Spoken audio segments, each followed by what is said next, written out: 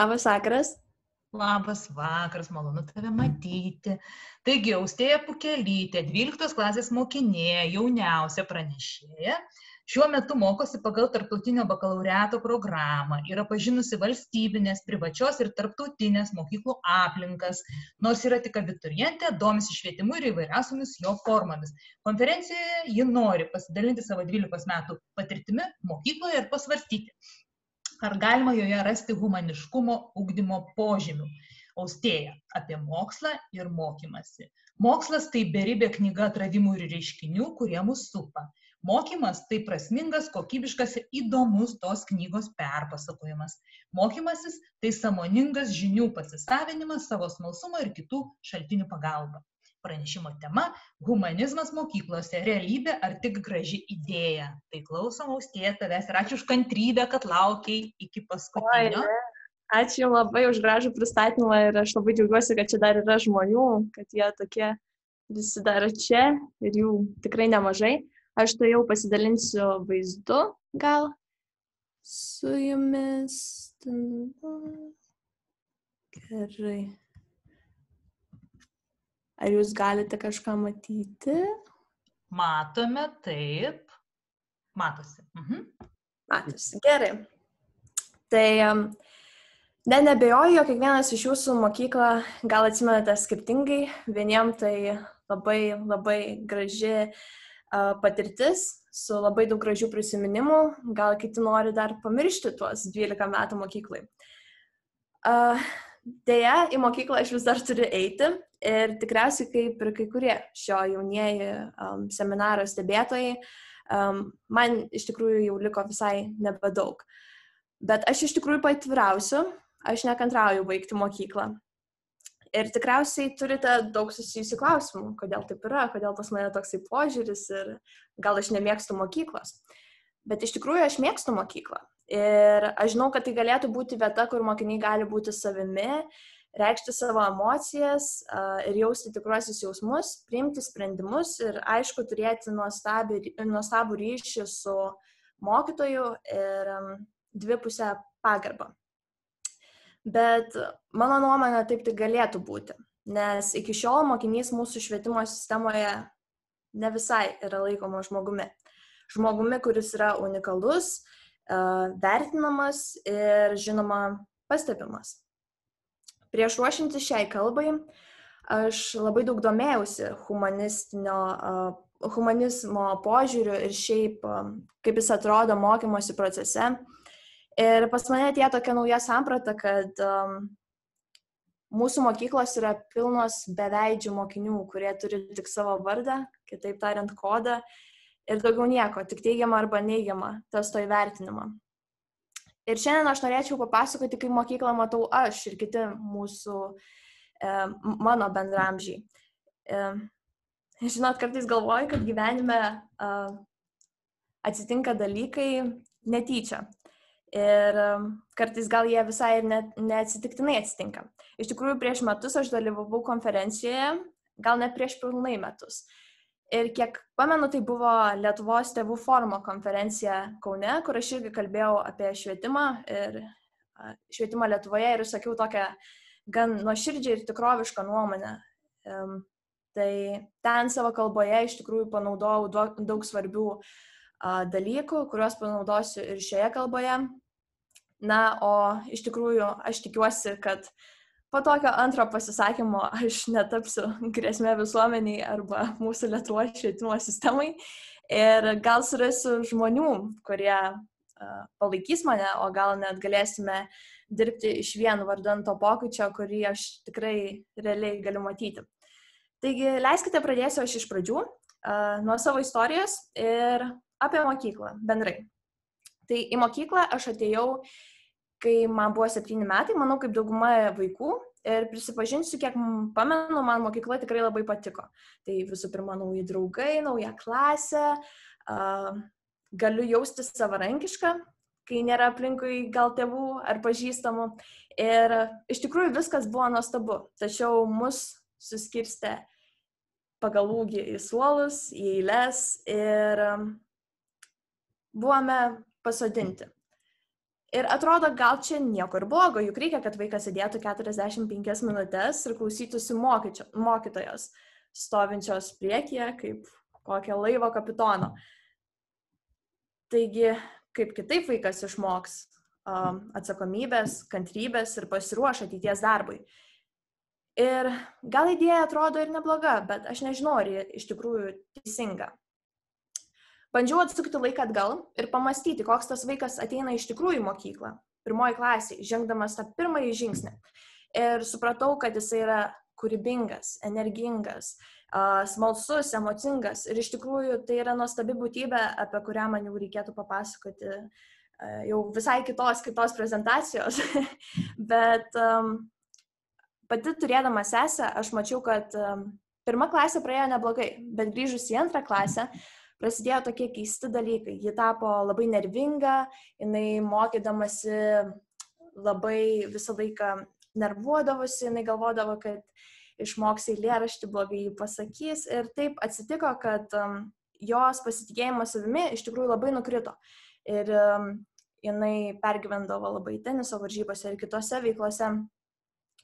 Ir galima sakyti, kad tik jai taip nutiko, bet aš galiu drąsiai pasakyti, kad aš pati esu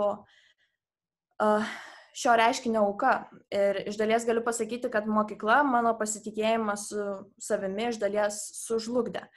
Ir nemanau, kad tai užaugina skūrą ar paruošia gyvenimui ar dar kažkaip, bet iš tikrųjų manau, kad tai labai pakeičia vaiko pasitikėjimą savimi.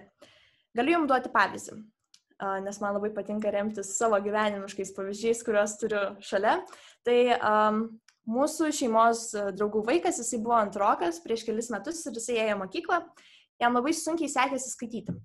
Na ir klasėje jisai, aišku, buvo ne vienas, dar buvo 6 mokiniai, kuriem buvo taip pat sunku skaityti, bet mokytoja šitos problemos nenorėjo spręsti, nors tėvai bandė rasti kompromisų, jinai numesdavo kaltę tėvam.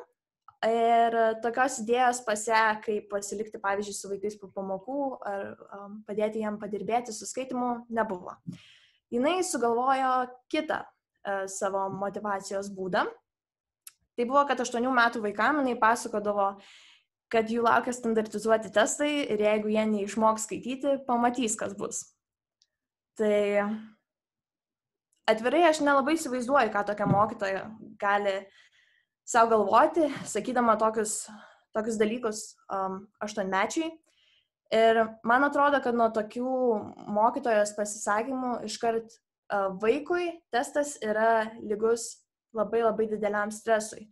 Ir netgi, kai vaikai užauga, jau yra 12 klasėje, jiem tie baigiamieji egzaminai yra lygus tokiam labai labai kažkokiam baisiam dalykui. Na, o atmosfera klasėje. Yra 2 pagrindiniai dalykai, kurie mane erzina iš tikrųjų besąlygiškai. Tai yra švietimo programa ir asmenybės nuvertinamas. Tai pradėkime nuo to, kad mūsų mokyklų programos yra iš tikrųjų, atsilikusios. Ir galiu duoti pavyzdį. Pavyzdžiui, atsiverčiu vadovėlį, kurį mums davė, kiek pamenu, geografijos pamokoje. Ir tas vadovėlis yra išleistas tais pačiais metais, kad aš gimiau. Ir toks įdomus jausmas apima. Ir nepasakyčiau, kad jis pats geriausias iš tikrųjų. Nes man iškart kyla klausimai. Tai kaip aš galiu mokytis tą patį, ką mokėsi vaikai prieš tiek daug metų? Juk mūsų pasaulis per tuos 18 metų, sakykime, visai dar nebuvo taip sparčiai pasikeitęs. Ir tikrai stipriai abejoju, ar mokytis iš tokio vadovėlio yra pati geriausia mintis. Bet prie viso šito mokyklose unikalumas ir išskirtinumas, jisai turi būti vertinamas pozityviai. Mokiniai, manau, niekada neturėtų jaustis kalti, kad jie yra tokie ir ne kitokie, bet pastebėjau, kad mokyklose labai patinka daryti visus vienodus, kaip robotukus, kurie yra patrauklūs, pagal tam nustatytas visuomenės normas kažkokias. Ir manau, kad ne, tai turėtų liautis, nes aš esu pati labai stipri žmogaus autentikos gerbėja ir aš manau, kad kiekvienas žmogus, jisai yra autentiškas savaip ir pamesti savo autentiškumą tokiam jaunam ir ankstyvam amžiui, tai manau yra, labai labai liūdnas reiškinys. Visų žmonių talentai, būdo savybės, nuomonė yra svarbi ir jinai turi būti vertinama. Ir jeigu šito mokyklose neišugdysime, taip sužlugdysime, manau, labai daug mokinių ir padarysime tiesiog tokią vieną pilką masę, kuri yra nelabai kam įdomi. O klasė turėtų veikti kaip sistema, kaip viena komanda. Tai dar vienas pavyzdys. Matematika niekada nebuvo mano stiprioji dalis. Ir aš iš tikrųjų pasakysiu atvirai, man jinai niekada nesisekė. Aš labai stengiausi iš tikrųjų, bet manau, kad kiekvienas esate, pavyzdžiui, patyrę pakvietimą prie lentos arba pasakyti atsakymą garsiai. Ir tai nėra blogai, tai yra iš tikrųjų labai gerai, kai klasėje yra tolerantiška ir taikia aplinka. Tačiau realybė labai skiriasi nuo to, apie ką aš svajoju ir gal jūs įsivaizduojat. Tai kiekvieną kartą pasakius klasėje neteisingą atsakymą, mokiniai sulaukia tokios kaip šiek tiek paniekos ir keistų komentarų ir mokytojai dažniausiai to sustabdyti nemoka. Ir jeigu atvirai, man atrodo, kad jiems nelabai įdomu, nes jie skiria daugiau dėmesio tiem, kurie moka matematiką.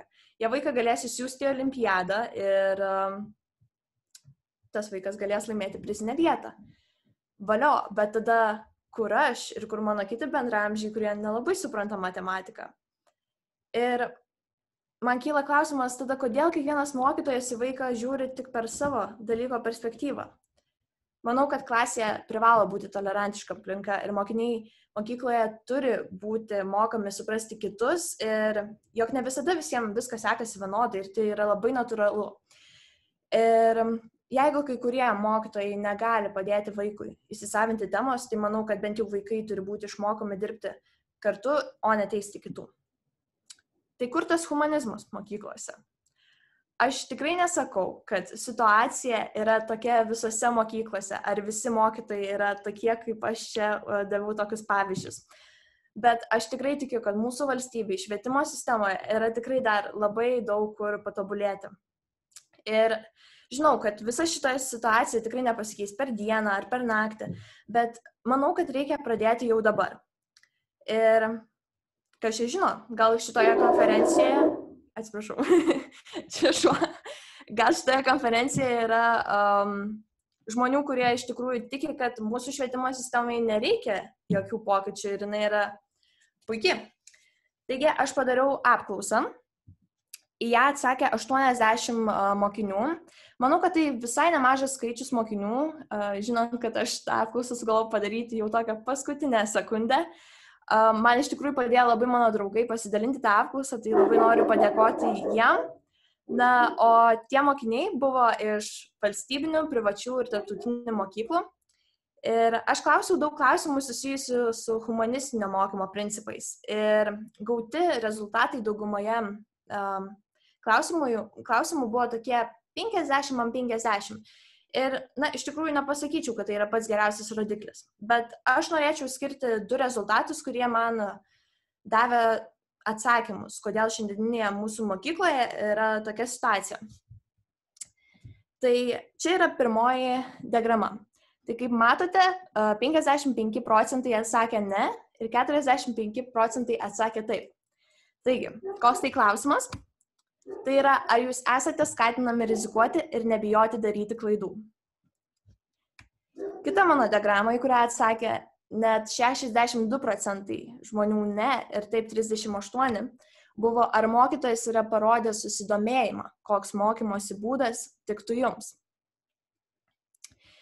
Ir aš supratau, kad aš pasidalinsiu savo įžvalgomis su jumis, nes tada man viskas taip susidėliojo galvoje į lentynas, kad manau, kad jeigu čia yra mokytojai šitoje konferencijoje, žinau, kad tikrai yra, kad jiems galbūt iš dalies naudinga įsiklausyti, kaip jie galėtų prisidėti prie tokios statistikos pagerinimo ir iš esmės, kaip atnešti daugiau humanistinio mokymo principų į savo klasę. Tai vienas iš pirmųjų klausimų, ar vaikai skatinami rizikuoti ir daryti klaidas. Tai kaip matėte, ne. Ir tai iš karto kertasi su humanizmo principais. Tai leiskite paaiškinsiu. Juk lengva iš mokytojo perspektyvos, kai visiems viskas sekasi vienodai. Bet yra mokinių, kurie daro klaidas. Mes visi darome klaidas ir mes taip automatiškai mokomės. Ir dažniausiai mokiniai, kurie daro daugiau klaidų negu kiti, yra nustumiami į šoną ir pagiriami tik tada, kai gauna gerą rezultatą. Bet iš tikrųjų, argi neturėtų būti vertinamas ne tik už gerą rezultatą, bet ir už pastangas. Ir manau, kad nereikia lipdukų, skaičiukų ar taškiukų, kurie yra įteikiami vaikam kaip kažkoks prizas. Manau, reikėtų pradėti pagaliau vertinti ne pasiekimą, bet pastangas. Nes, pavyzdžiui, vaikas susikaupęs sprendė matematikos uždavinį 15 minučių.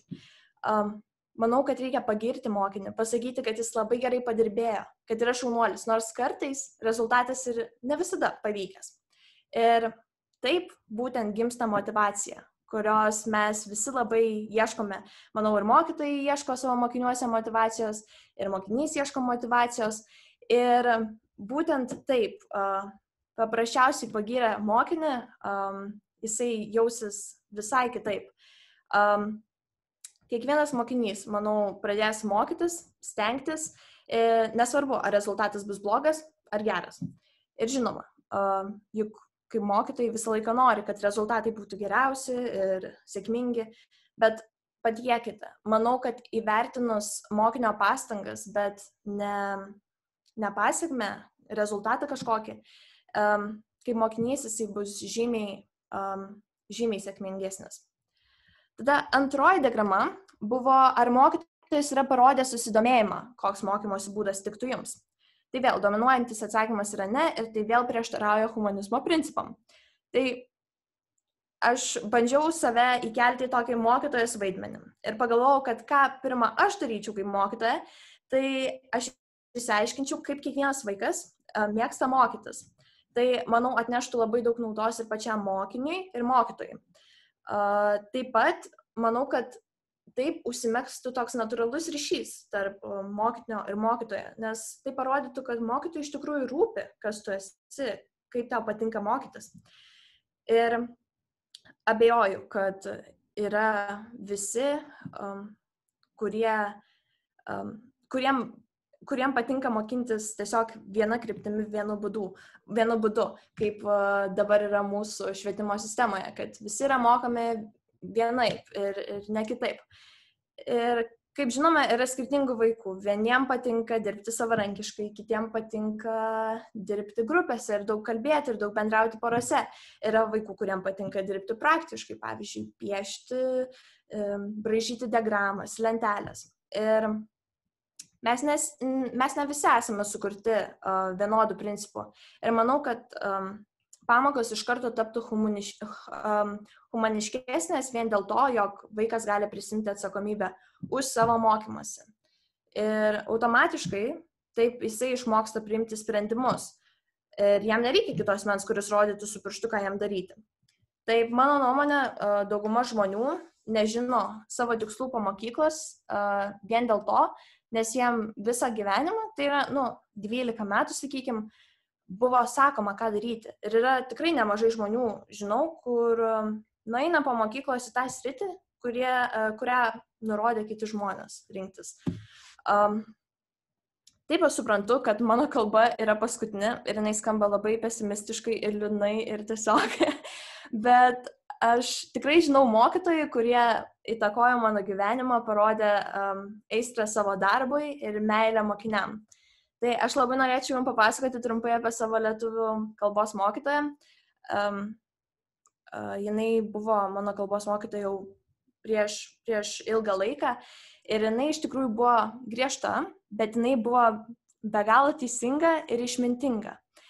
Ir visą laiką literatūros pamokose jinai atsistumdavo kėdę arčiau mūsų, kad atsisėstų toks jausmas viename lygyje su mumis, nes mes irgi sėdėtume. Ir visą laiką skaitydavo pusę pamokos. Ir visada, kai baigdavo skaityti, jinai žiūrėdavo savo didelėm akim į mus, kiekvieną iš mūsų, ir tada prasidėdavo didelė diskusija, kuri būdavo ilga ir gili. Ir ta mokytoja yra priežastis, kodėl man taip patinka skaityti, nes aš jaučiau iš jos tą sklindančią aistrą tai veiklai ir kiek daug ta veikla gali atnešti gerų dalykų į žmogaus gyvenimą. Tai aš esu jai be galo dėkinga. Ir iš tikrųjų manau, kad niekas nepasikeis. Humanizmo mokyklose daugiau neatsiras, jeigu. Gal ir dažnai naudojamas posakis, bet man asmeniškai jis labai reikšmingas. Gandis sakė, būk pokyčiu, kurį nori matyti pasaulyje. Taigi aš kviečiu jūsų nelaukti. Mokytojai, jūs galite būti tiesiog dalis šio pokyčio. Manau, kad kiti šio seminaro klausytojai taip pat gali skleisti žinutę apie humanizmą ir apie jį kalbėti. Na, o aš ir kiti mano bendraamžiai, aš manau, kad mes būsime šio pokyčio liudininkai ir, kas čia žino, gal po daugelio metų mes padarysim tos pokyčius Lietuvos švietimo sistemoje. Tai ačiū jums labai ir lauksiu jūsų klausimų. Ačiū, Austėja, aš sužavėta ir žinai, ką pagalvojau, pasidalinsiu, žinai, paskutinis pranešimas galima tiesiai šnekėti būsimos prezidentės kalba. Nuostabu. Ir mes čia apsitarėm su kolegė Laima, kad tu atrodai taip žymiai vyresnė, branda ir išmintim ta pačia, kur kalbė apie tą mokytoją, iš tikrųjų tu tokia išmintinga. Ir ta energija ir tas teisingas toks azartas, kad vis tiek galima daryti, nors ir ne visai tikisi, bet einam. Tai ačiū labai tau už tai ir tiesiog mokytis iš tavęs, kaip galima tikėti, net tada, kai nesitikima. Tai labai ačiū. Ačiū labai už pakvietimą, kad galėjau pasireikšti. Ačiū, Austėja, tau, kad sutikai. Taip, o dabar skaitysiu. Puiki kalbėtoja, ieškanti pozityvumo per negatyvumo prizmę. Labai reikalinga girdėti tokių vaikų nuomonę, kad suprastume, ko jie nori. Ši mergina labai atviras, svarbus pavyzdys, kodėl mes turim keistis visi. Humanizmas turi būti visapusiškas. Leiskime klysti visiems. Mokytojai taip pat labai dėkui už įžvalgas, patarimus, energiją, norą keisti. Kitas komentaras. Nuostabu. Dar kitas. Dėkui už pranešimą. Kaip jūs, Austėja, galite pati būti pokyčiu, kurio norite. O klausimas, kaip jūs, Austėja, galite pati būti pokyčiu, kurio norite? Na, aš manau, kad čia yra mano tik antra konferencija. Aš tikiuosi, kad aš kažkur daugiau būsiu pakviesta ir galėsiu skleisti šią žinutę. Bet aš manau, kad yra taip pat labai svarbus santykiai tarp mokinių, tarp klasiai, kaip aš sakiau. Ir žinoma, ta pagarba mokytojai, jinai yra labai, labai svarbi. Tai aš tą stengiuosi propaguoti, kad visą laiką gerbiu mokytoją ir visą laiką gerbsiu mokytoją. Ir žinoma, su klasiokais palaikyti gerus santykius ir tiesiog stengtis daugiau ieškoti atradimų, kaip tą humanistinį požiūrį, mokymasi atnešti į mokyklas. Nu, aš čia dabar labai garsiai filosofuoju, bet aš manau, kad kiekvienas mes galim būti tas skleidėjas tos žinutės ir daryti kažkokius veiksmus tiesiog toje aplinkoje, kur esam. Ačiū, toliau skaitau. Labai ačiū už pozityvą. Noriu pastebėti, kad kol nebus sumažintas mokinių skaičius klasėse, nes šiuo metu klasėse yra po 300 mokinių, kol ši problema nebus išspręsta, tol tikėtis pokyčio sunku. Nuostabus pranešimas. Toliau kitas. Pasidalinimas. Klausiau ir džiaugiausi, didžiavausi. Kaip malonu, kad yra tokių nuostabių jaunų žmonių, tiek daug matančių ir taip etiškai išreiškiančių savo įžvalgas probleminiais klausimais. Jūs esat pati didžiausia pagalba, aš jau susigraudinau, švietimo sistemai ir jos progresui. Ačiū, šaunuolė, linkiu didžiausios sėkmės. Wow, Austėja, nuostabu. Ačiū labai, tikrai, labai malonu.